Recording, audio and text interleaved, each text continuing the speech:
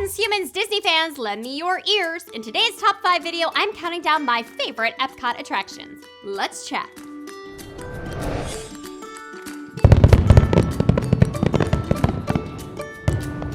The experimental prototype community of tomorrow, or Epcot for short, has been around since October 1st, 1982, and was the second park added to the Walt Disney World property. This park offers so much more than just your average attractions. The World Showcase is one of my favorite places to be in all the world.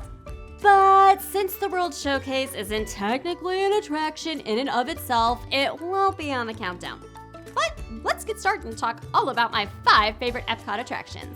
Number 5, Frozen Ever After. I know, this attraction is probably much closer to the top for many of you Anna and Elsa lovers, but for our family in particular, we aren't the biggest Frozen fans. I have one daughter who is 12 and so over the Frozen stuff and really princesses in general, and my boys couldn't care less about the goings-on in Arendelle. So yes, we like this ride, particularly the part where you go backwards downhill, but it's not a must ride for us when we're in Epcot. I know we're in the minority here from the typical wait time and fast pass demand, so if you're a Frozen family, be sure to check this one out. Frozen family. They're frozen. Get it? Okay. Number 4, the Grand Fiesta Tour with the 3 Caballeros. We've already been to Norway, and now we're taking a trip to Mexico. This attraction is a hidden gem inside the pyramid in the Mexico Pavilion. There is rarely a long line, and the ride starts off going right past the Sand and Hell Inn restaurant, giving it serious Disneyland Pirates of the Caribbean / Blue Bayou vibes. Once you've passed the dining parties at Sand and Hell, you'll embark on a mission to track down Donald Duck with his friends Panchito and Jose. There's nothing crazy amazing about this ride, but again, there's hardly ever a line and it's inside, so it's a nice escape from that Florida heat or the occasional rain shower. A hidden gem for sure that you should absolutely check out on your next trip to Epcot. Number 3, Spaceship Earth. We're leaving the World Showcase and taking a leisurely ride through world history on this ride inside the iconic Epcot Ball. For those of you who maybe didn't know, that ball has a name, and it is Spaceship Earth. Now, this ride is about to undergo some major renovations. Who knows what it'll look like when all is said and done, but I figure the basic premise has to be about the same. A journey through the marvels of human invention and innovation to see just how far we've come and just how far we'll go. How far we'll go!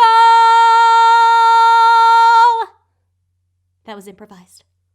I'm always surprised to hear just how many people had no idea there was a ride inside of the Big Ball. And the line is usually never too horribly long, although that might change after it's been renovated and everyone wants to see the changes. Whatever the case may be, long lines or not, this is a do not miss attraction the next time you're at Epcot or the next time the attraction is open.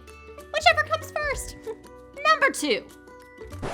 No, wait. Before we move on to number 2, I just want to make something very clear. For those of you who might be waiting for it, I'll just burst your bubble now.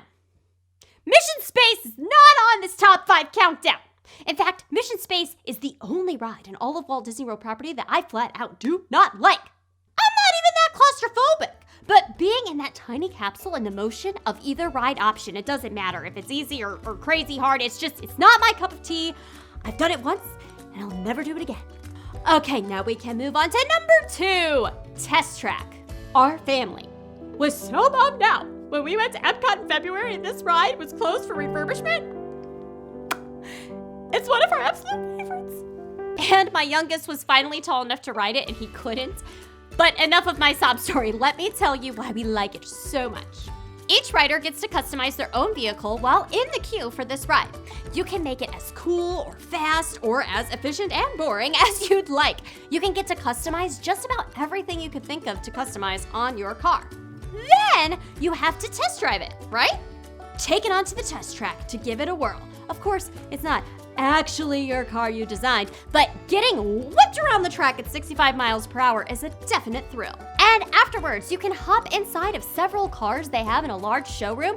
Test Track is a ride that we always ride at Epcot. Well, I mean, if it's open, don't get me started again. And finally, number 1.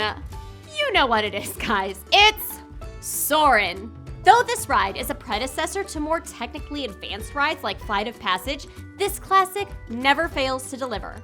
The scents that you smell in the different environments are amazing and really make you feel like you're there.